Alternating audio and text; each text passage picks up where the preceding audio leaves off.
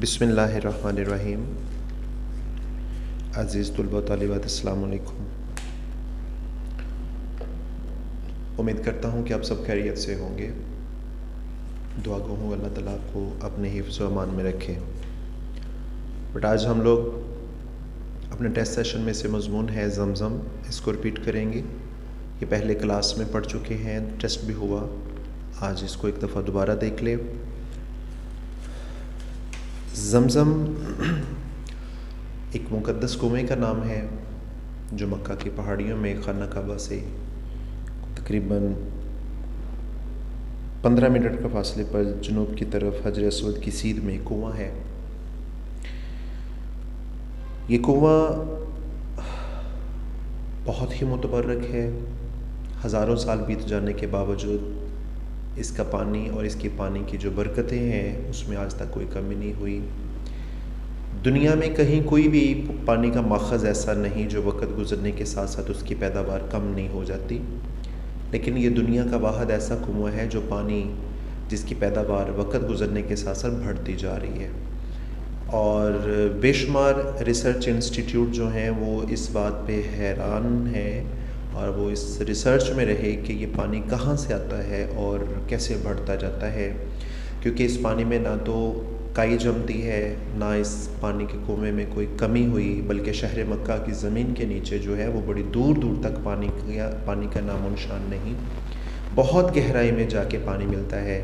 لیکن واحد یہ کنواں ہے جو اللہ تعالیٰ کی ایک بے شمار نشانیوں میں سے ایک ایسی نشانی ہے جو اس کے نبی کے پیروں کی برکت سے نکلا اور آج تک یہ بڑھتا جاتا ہے۔ اس کی برکتیں، اس کی رحمتیں آج بھی جاری و ساری ہیں۔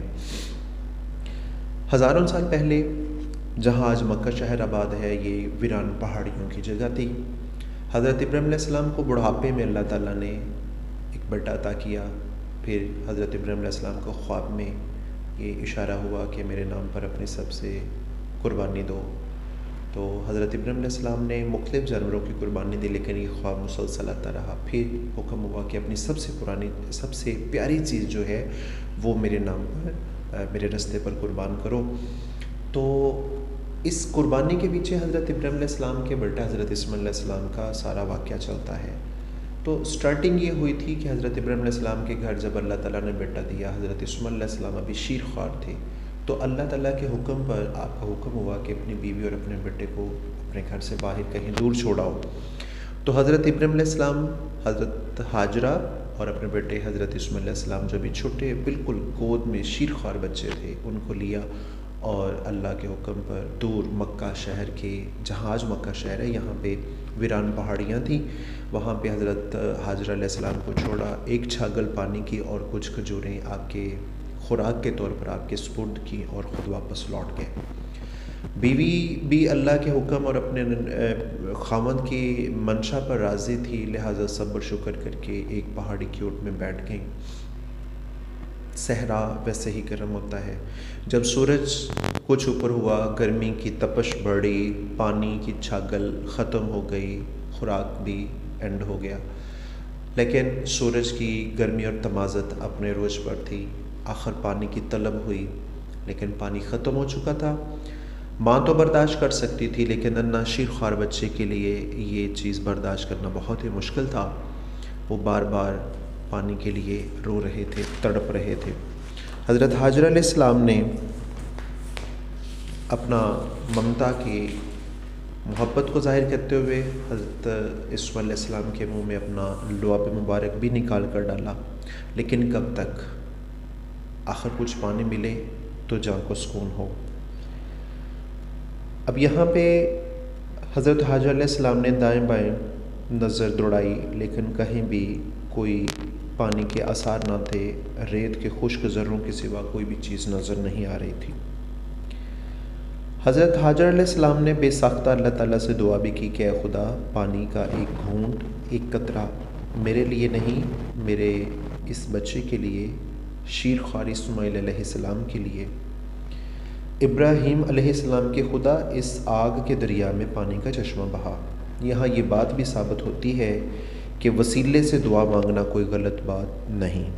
میرے ننھے کو پانی کا ایک قطرہ عطا فرما، اس ننھی جان پر کرم فرما۔ بچہ پیاس کی شدت سے بے ہوش ہو چکا تھا، کبھی کبھی ٹانگیں بھی ہلا دیتا۔ دن کی تمازت بڑھتی جا رہی تھی، ذرا دیر کو بچے کی سانس ٹھیک ہوتی، پھر وہی خشکی جو رگیں تک خشک کر دیتی۔ بچے کی حالت بہت ہی نازک ہو گئی۔ حضرت حاجرہ علیہ السلام پریشانی کے عالم میں صفا پہاڑی پر بڑی چڑھی اور وہاں سے مروہ کی طرف آپ جا رہی تھیں۔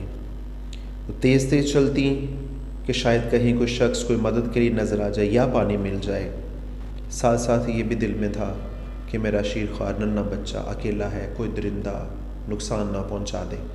وہ بار بار پیچھے مڑ کر بھی دیکھ رہی تھیں۔ اس طرح صفا سے مروہ کی طرف اور مروہ سے صفا کی طرف آپ کے 7 چکر مکمل ہوئے۔ جب حضرت حاجرہ علیہ السلام 7ویں چکر میں واپس تشریف لائیں تو دیکھا جہاں پہ ننھے شیرخوار حضرت یوسف علیہ السلام لیٹے ہوئے تھے، پیاس کی شدت سے جب حضرت یوسف علیہ السلام نے اپنے پاؤں مبارک ایڑیاں زمین پر رگڑی تو اللہ تعالیٰ نے اپنی قدرت سے وہاں پانی کا ایک چشمہ، وہ خشک بنجر لکدک صحرا میں خشک پہاڑ پتھروں میں سے اللہ تعالیٰ نے پانی کا چشمہ جو تھا وہ جاری فرما دیا۔ حضرت حاجرہ علیہ السلام جب آئیں دیکھا تو اپنے بیٹے کے پاؤں میں پانی دیکھ کر بہت خوش ہوئیں، آگے بڑھی، پانی پیا، اپنے بیٹے کو پلایا، پیاس بجھائی۔ پانی مسلسل بڑھتا جا رہا تھا اور پھیلتا جا رہا تھا، تو حضرت حاجرہ علیہ السلام نے چھوٹے چھوٹے پتھروں کے ٹکڑے اکٹھے کیے اور پانی کے گرد ایک چھوٹا سا حلقہ بنا دیا، ایک دائرہ سا بنا دیا، چھوٹی چھوٹی دیوار سی بنا دی اور پانی کو حکم دیا زمزم زمزم رک جا، ٹھہر جا۔ تو پانی زور شور سے بڑھتا گیا، پھیلتا گیا، پھیلتا گیا۔ اب یہاں حضرت حاجرہ علیہ السلام جو تھیں وہ اس پانی کے چشمے کے سہارے اور اللہ تعالیٰ کے نام اس کے آسرے پر اس صحرا میں اپنی زندگی کے دن پورے کر رہی تھیں۔ یہ وہ راستہ تھا جس پر لوگ تجارت کے لیے آتے جاتے تھے اور اس صحرا میں پانی ملنا بہت مشکل تھا۔ جب وہاں پانی بھرنا شروع ہوا تو ظاہر بات ہے کہ وہاں پہ پرندوں کا آنا جانا بھی ہونا شروع ہوا، تو جو قافلے آتے جاتے تھے انہوں نے دیکھا کہ یہاں پہ پانی کے آثار ہیں، اور اونٹ جس پہ عرب لوگ زیادہ سفر کرتے تھے، یہ پانی کی خوشبو جو ہے یہ میلوں دور سے سونگھ لیتے تھے۔ لہٰذا اس طرح وہاں پہ مکہ شہر کی پہاڑیوں پر پانی کا جب وجود پایا گیا تو بدو جو تجارت کے لیے آتے جاتے تھے وہ آتے اور اجازت لے کے آپ پہ زمزم کے کنویں کے قریب ہی اپنی خیموں کی بستی لگاتے، رہتے، پانی پیتے، جانوروں کو پلاتے اور پھر اس کے بعد وہ اپنے سفر پر نکلتے۔ اس طرح آہستہ آہستہ حضرت حاجرہ علیہ السلام کے قریب وہاں مکہ شہر جو تھا، زمزم کنویں کے آس پاس جو ہے وہ مکہ شہر آباد ہونا شروع ہوا، جو شروع میں خیموں کی بستی تھی اور پھر آہستہ آہستہ اس نے پتھروں کے ایک شہر کی شکل لے لی، جہاں پہ آج ہمارا مسلمانوں کا سب سے مقدس شہر مکہ مکرمہ آباد ہے۔ اس زمزم پانی کی برکتیں اور جو اس کی شفا ہے وہ آج بھی قائم دائم ہے، ایک مکمل بیلنس ڈائٹ ہے، اور اس کنویں کی بے شمار جو ہیں وہ خصوصیات موجود ہیں۔ تو یہ شہر آج اور یہ جو کنواں ہے یہ ہزاروں سال سے اسی طرح سے موجود ہے اور قیامت تک یہ اسی طرح سے چلتا رہے گا، اور اس کا پانی پوری دنیا میں مسلمان جو ہیں وہ تبرک کے طور پر حج یا عمرہ کی سعادت جب حاصل کرتے ہیں تو یہ پانی دنیا کے کونے کونے میں پہنچتا ہے، اور اس کے فوائد آج بھی لوگوں کو اسی طرح سے فائدہ دے رہے ہیں جیسے آج سے ہزاروں سال پہلے تھے۔ تو اس کو بیٹا جی آپ لوگوں نے بڑی ڈیٹیل کے ساتھ لکھنا ہے، اور اس پانی کے بارے میں آقا کریم صلی اللہ علیہ وسلم نے بھی فرمایا کہ یہ ایک مکمل خوراک ہے اور یہ بیماریوں سے شفا بھی ہے۔ تو یہ پانی جو ہے یہ باعث برکت و شفا ہے۔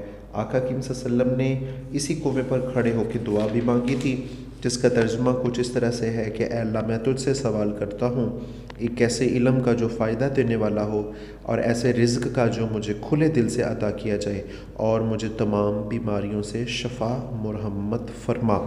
اس پانی کو آقا کریم صلی اللہ علیہ وسلم نے کھڑے ہو کر نوش فرمایا، تو آج بھی زمزم کا جو پانی ہے اس کو کھڑے ہو کر قبلہ رو ہو کر پینا آقا کریم صلی اللہ علیہ وسلم کی سنت مبارکہ ہے، اور اس پانی کے بے شمار فضائل و برکات ہیں جو یہاں پہ ممکن ہی نہیں کہ ہم اس کو پوری طرح سے ڈسکس کر سکیں. تو بیٹا یہ آپ لوگوں نے اپنے قواعد انشاء سے بھی اس کو پڑھیں، اور اس کے علاوہ اگر کوئی آپ کے پاس ہینڈ بک ہے تو وہاں سے بھی اس کا مٹیریل لیں، اور اس مضمون کو بہت اچھے طریقے سے آپ لوگوں نے رپیٹ کرنا ہے، تیار کرنا ہے، اور اس کو لکھنے کی پریکٹس بھی آپ لوگوں کی ہونی چاہیے. السلام علیکم ورحمۃ اللہ وبرکاتہ.